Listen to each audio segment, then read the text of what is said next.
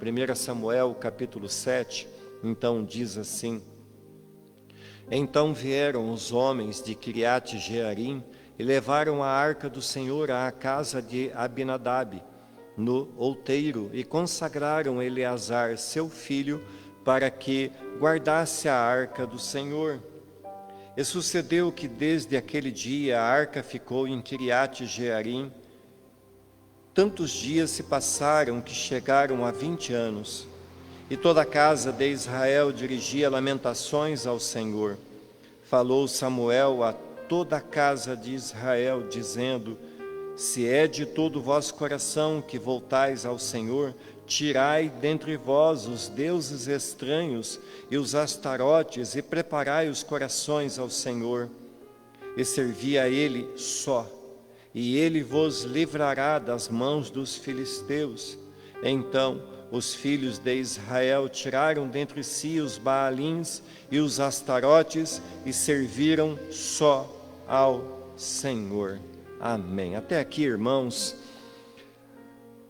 o que nós podemos aprender com estas palavras? Veja, queridos, que embora nós tenhamos lido apenas um pequeno trecho dessa história, mas nesse pequeno trecho da palavra de Deus há muitas informações. Nós podemos daqui, amados, tirar muitas lições para as nossas vidas. Há coisas, irmãos, que nós não podemos deixar passar despercebidas nas nossas vidas espirituais. Há coisas que nós não entendemos, como esse momento que nós estamos vivendo. Mas, irmãos, nesse pequeno trecho da palavra de Deus, há muitas lições de aprendizados para nós que somos cristãos, que queremos crescer na graça e no conhecimento, para termos uma noção melhor, um entendimento mais adequado da história. Eu quero fazer aqui um breve resumo para que nós então entendamos todo o contexto dessa história. E essa história vai começar, irmãos, de certa forma com Ana, que era uma mulher temente a Deus, mas que não podia ter filhos. Então, um determinado dia, ela orava fervorosamente diante de Deus, e sua petição foi ouvida nos céus, e Deus lhe concedeu um filho. E esse filho, ela pôs o nome de Samuel e o dedicou ao Senhor, e ela o levou para a casa do Senhor, ao templo do Senhor, ainda quando ele era uma criança, na sua tenra infância, e lá ele foi morar no templo do Senhor. E nessa ocasião, então, Israel, ele era julgado, ele era dirigido por um sumo sacerdote por nome de Eli. Mas vejam, amados, que Eli não corrigia adequadamente os seus dois filhos, a quem se chamavam Ófni e Finéias, que eram homens que a Bíblia vai chamar de Belial, vai chamá-los de depravados, homens que desonravam a Deus. Mas estando então certo dia Samuel vivendo no templo, Deus chama por seu nome. Ele diz que a descendência de Eli teria fim, que Eli e sua descendência seria extinguida da terra. Tempos depois, Samuel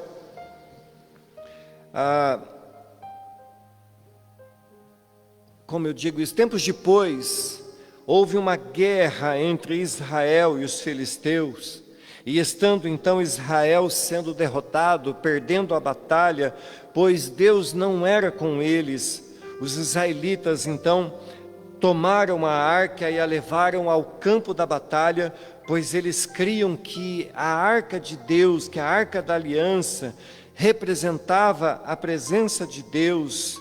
E então, levando a arca ao campo da batalha, eles ganhariam a batalha, eles venceriam os filisteus. Porém, irmãos, essa não era a vontade de Deus.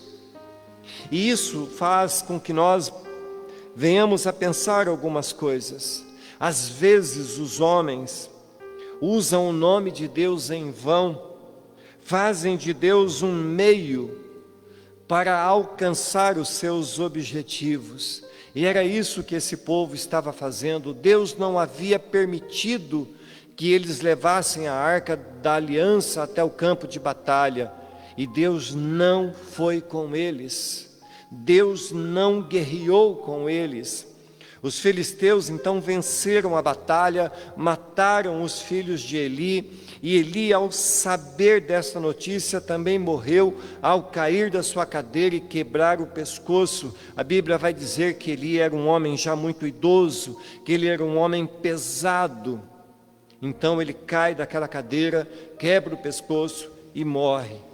E ainda para piorar as coisas, a arca foi tomada pelos filisteus e levado à casa do deus dos filisteus, chamado Dagom. E ela então fora posta diante de sua estátua, a quem Deus fez com que caísse daquele pedestal e se despedaçasse. Estando então a arca no território dos filisteus, Deus castigou os homens daquele lugar severamente. Deus fez com que aparecessem úlceras e que muitas pragas se abatessem sobre os filisteus. Finalmente, irmãos, após 7 meses, essa arca indo de um lado para o outro e o povo sendo castigado, então eles resolvem que deviam devolver a arca ao povo de Israel. E juntamente com a arca eles fazem algumas imagens dos tumores e dos ratos, imagens feitas de ouro para simbolizar as pragas, as dores que Deus havia feito abater-se sobre os filisteus.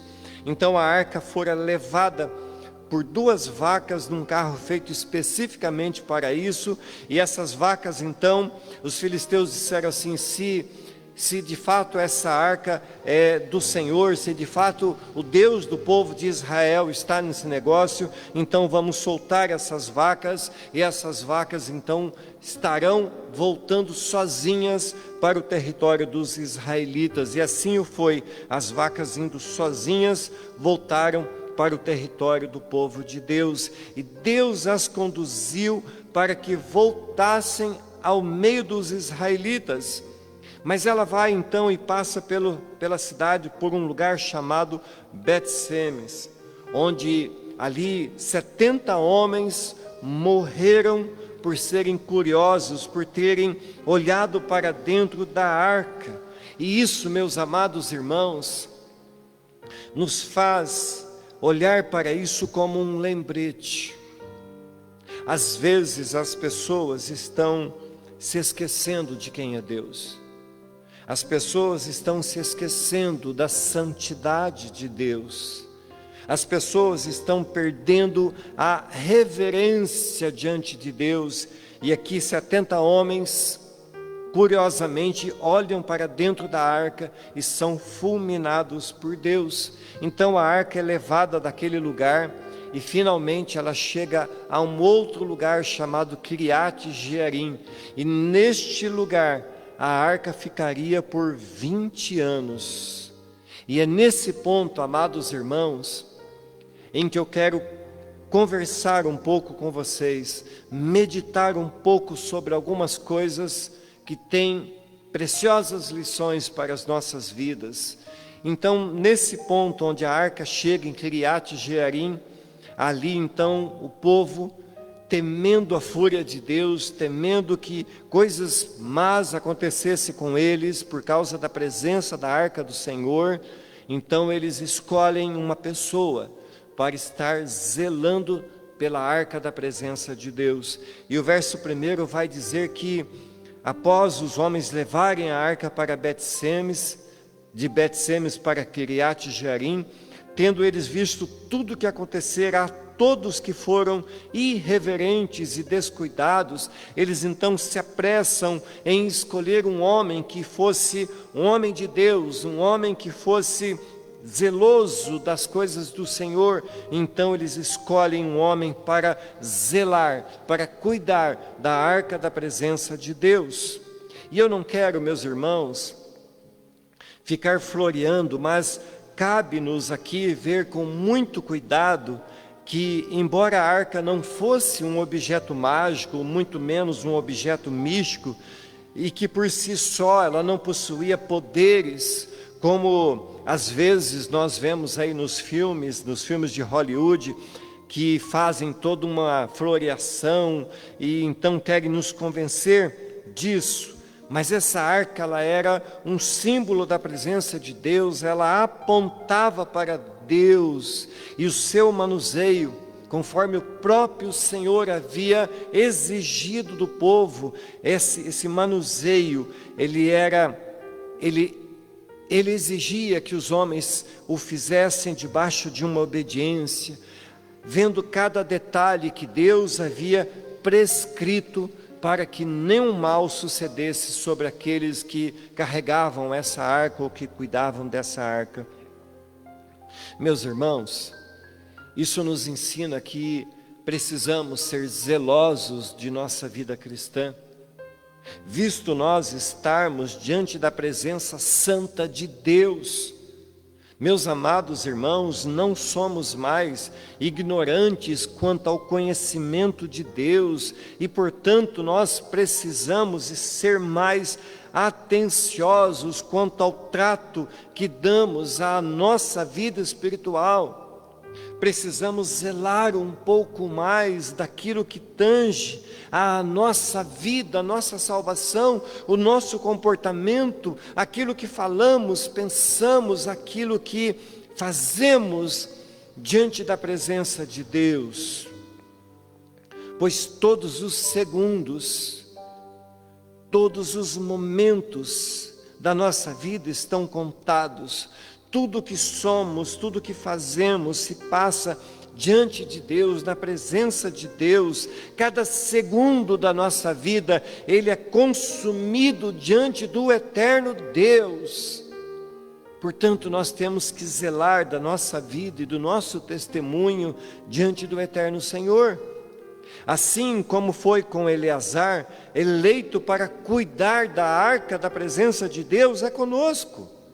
Fomos eleitos pelo próprio Deus e nos tornamos a habitação do Espírito Santo. Não se trata mais de um símbolo ou de um tipo da presença de Deus. Agora o próprio Deus está morando nos filhos que Ele escolheu, eu e você.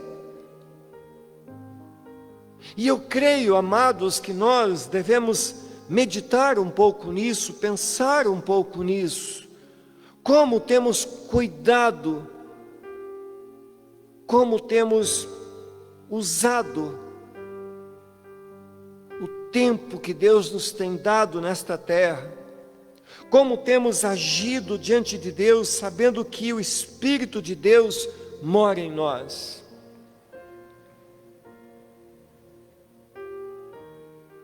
Eu creio que essas são perguntas que devem calar dentro de nós, que devem entrar dentro de nós e nos fazer pensar sobre nossas ações, nossas atitudes, fazer com que nós olhemos para o tempo da nossa vida e o queiramos aproveitar melhor, buscar mais santidade, buscar mais zelo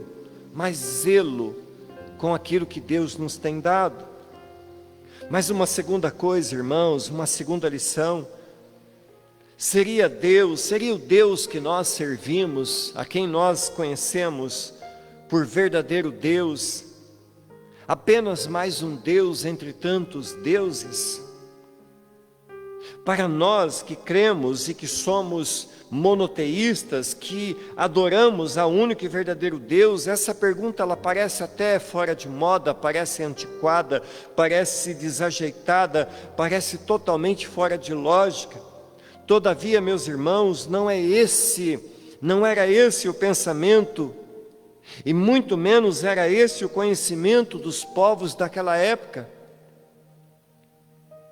Até mesmo os israelitas criam em outros deuses. O próprio povo que Deus chamou para ser o seu povo não conseguia entender que Deus era verdadeiramente o único Deus. E o verso 3 vai dizer assim: Samuel disse ao povo de Israel: se vocês querem com todo o coração voltar a Deus, o Senhor, joguem fora todos os deuses estrangeiros e as imagens da deusa Astarote, dediquem-se completamente ao Senhor e adorem somente a Ele, e Ele livrará vocês do poder dos filisteus. Vejam, amados, que na cultura da época, acreditava-se que o deus Dagon, a quem Deus fizera a sua imagem cair de cima do seu pedestal e se despedaçar, cortando-lhe a cabeça e as mãos, era considerado o pai de Baal. E esse tal Baal aparece muitas vezes nos relatos bíblicos e criam os povos que Baal fosse o deus da fertilidade. E essa tal Astarote fosse então a representante feminina da fertilidade. Meus irmãos, é nesse cenário que o sacerdote Samuel, agora já um homem adulto, e sendo ele juiz de todo Israel, chama a atenção dos israelitas para que então eles abandonassem as crenças, as adorações, os sacrifícios que faziam a esses falsos deuses. Eles criam em Deus, mas criam que Deus era o maior dos deuses. Portanto, não entendiam que existe somente um único Deus e que todos os outros são apenas criação de uma mente religiosa, são apenas criação da religiosidade humana. As palavras de Samuel, obviamente, irmãos, ressoam até os dias de hoje. A palavra de Deus está gritando, está alertando os povos para que abandonem a adoração aos deuses que nada são. Infelizmente, amados, a idolatria continua sendo um obstáculo à fé. Milhões de pessoas pelo mundo todo ainda creem em falsos deuses, ainda se prostram diante de imagens que são feitas de palha, de madeira, de ferro, de ouro, de gesso.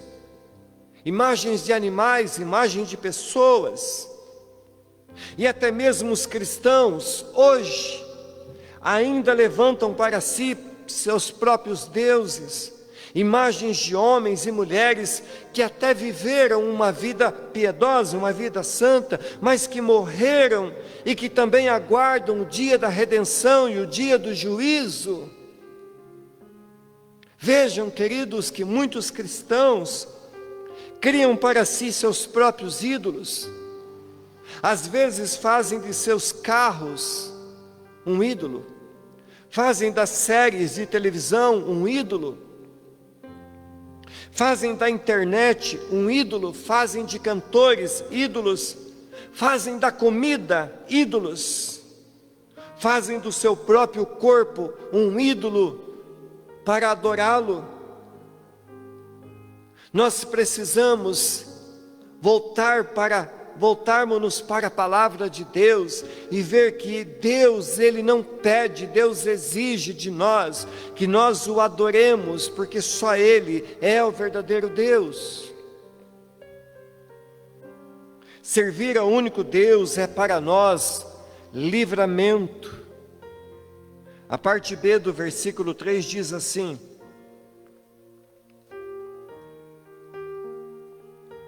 dediquem-se completamente ao Senhor e adorem somente a Ele, e Ele livrará vocês do poder dos filisteus.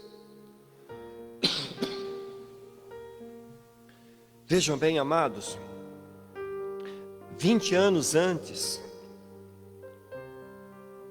Israel havia sido derrotado.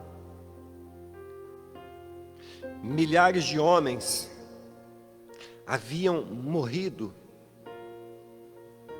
por serem irreverentes.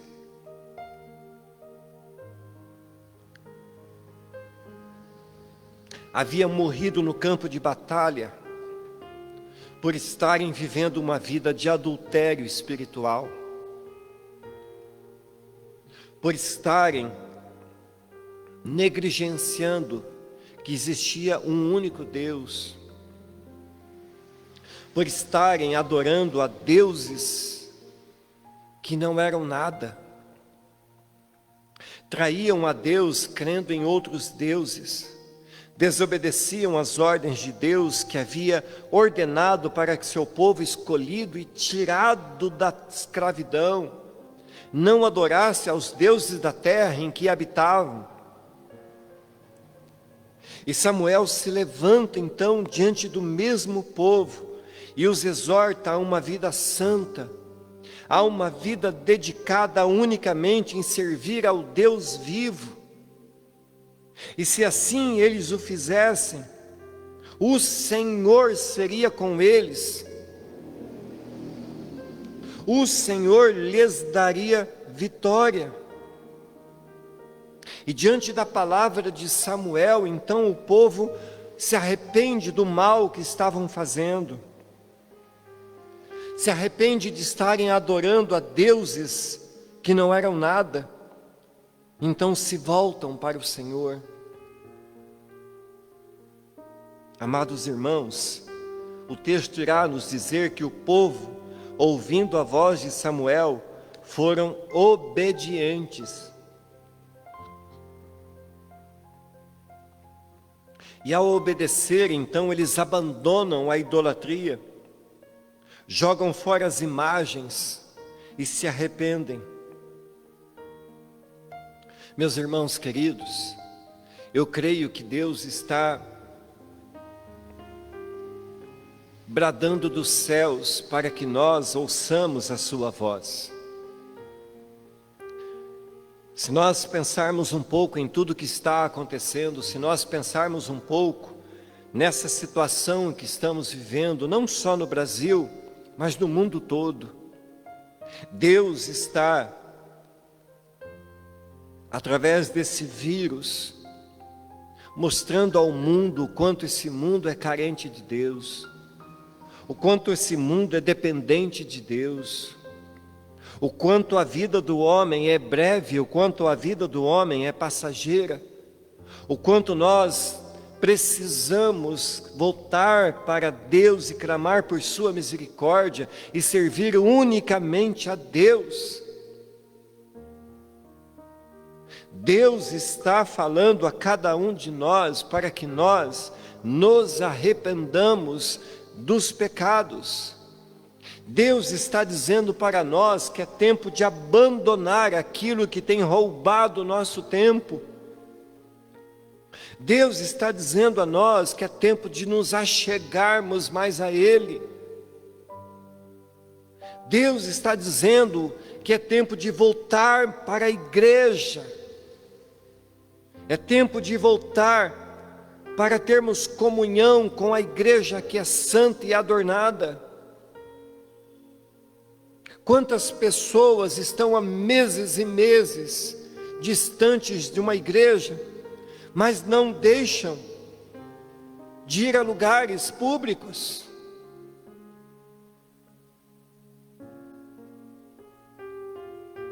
As igrejas estão fechadas no dia de hoje, permanecerão fechadas até o dia 7. Mas há muitos lugares públicos abertos e as pessoas estão indo.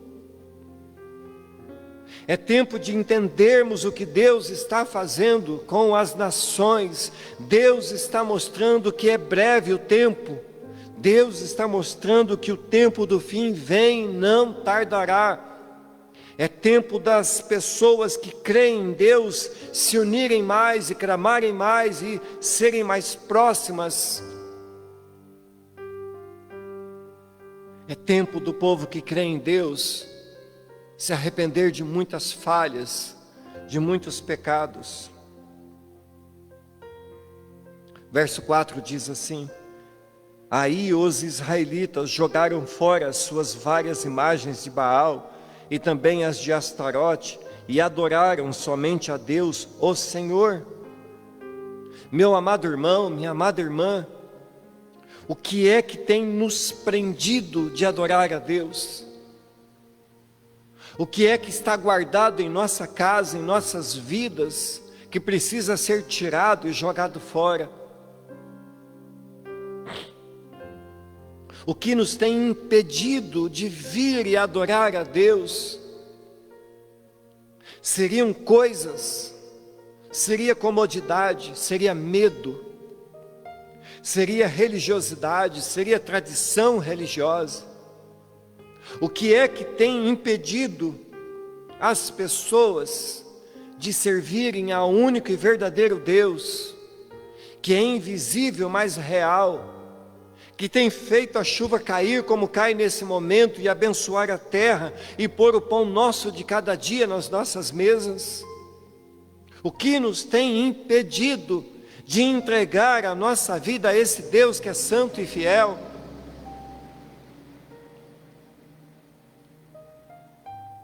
O que nos tem impedido de adorar esse Deus que, embora nós sejamos tão pequenos, ainda assim Ele nos ama com amor eterno? Mas voltando ao texto, diz: Samuel convocou todo o povo para reunirem-se em Mispá, que alguns consideram, irmãos, significar uma torre de vigília. Diante deles, Samuel orou ao Senhor, e houve então um profundo arrependimento com jejuns e sacrifícios.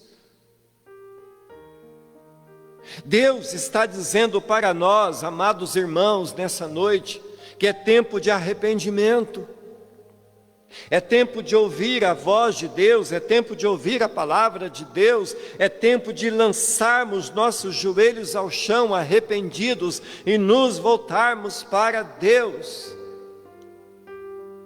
Se continuarmos lendo os próximos versos, veremos que todo Israel clamou, e clamaram tão alto que os filisteus ouviram e subiram contra eles. Mas diz a palavra que Deus, no verso 10, Deus trovejou com tanta força, e Ele próprio pelejou contra os filisteus, que foram derrotados diante dos israelitas. Percebam, amados irmãos, que o texto está dizendo que 20 anos antes, o povo foi à batalha, mas foi sem Deus, e morreram milhares e milhares. Mas aqui eles se arrependem, voltam-se para Deus, e então o próprio Deus troveja dos céus, e Ele mesmo batalha contra os inimigos do povo dele.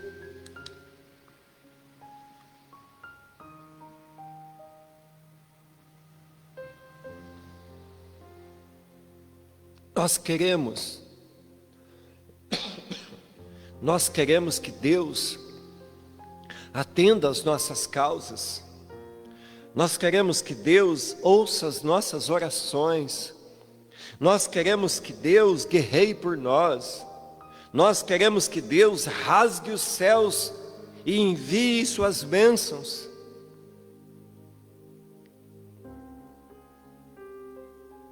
E Deus faz tudo isso, amados irmãos. Mas e nós? O que nós temos feito? Será que o coração que palpita no nosso peito pertence unicamente a Deus? Será que o nosso coração não está sendo dividido com muitas outras coisas que não significam nada, que não podem ajudar-nos em nada? Será que o tempo que nós deveríamos dedicar a Deus não está sendo roubado pelas séries, pelos programas nefastos que a televisão passa? Será que nós não estamos deixando de ler a palavra de Deus por preguiça, por comodismo? Deus quer guerrear por nós, irmãos. Na cruz, o Senhor Jesus Cristo venceu toda a batalha. Mas eu creio que cabe a nós nos voltarmos para Deus. Eu creio que cabe a nós tomar atitudes de verdadeiros cristãos que amam a Deus, que esperam o retorno do Filho amado. E então eu quero, irmãos, encerrar chamando a atenção de vocês para o verso 12. Um verso tão conhecido, tão proclamado, tão falado nas igrejas, tão falado pelos cristãos. Verso 12 diz assim: aí Samuel pegou uma pedra, pôs entre Mispa e Sem e disse: até aqui o Senhor nos ajudou. Amada igreja, muitos querem que a realidade deste verso seja algo constante em suas vidas. Creem plenamente que Deus ajuda, que Deus livra, que Deus protege, que Deus dá vitória. E tudo isso é verdadeiro, é correto. Porém, muitos ainda guardam dentro dos seus arraiais alguns ídolos. Muitos ainda vivem uma vida mais ou menos cristã. Mas esse texto bíblico tão precioso que temos diante de nós, está nos exortando a ter uma fé legítima e exclusivamente para Deus. Certamente, meus amados, até aqui o Senhor nos tem ajudado, mas não podemos descuidar de nossa parte, da nossa responsabilidade diante de Deus. Samuel foi um homem de oração, um homem que ouviu a voz de Deus, um homem que andou na sua presença todos os dias da sua vida, e que até hoje o exemplo dele reverbera para que nós olhemos para a sua vida e queiramos também servir a Deus fielmente, verdadeiramente. Portanto, queridos, esta palavra que vos trouxe nessa noite,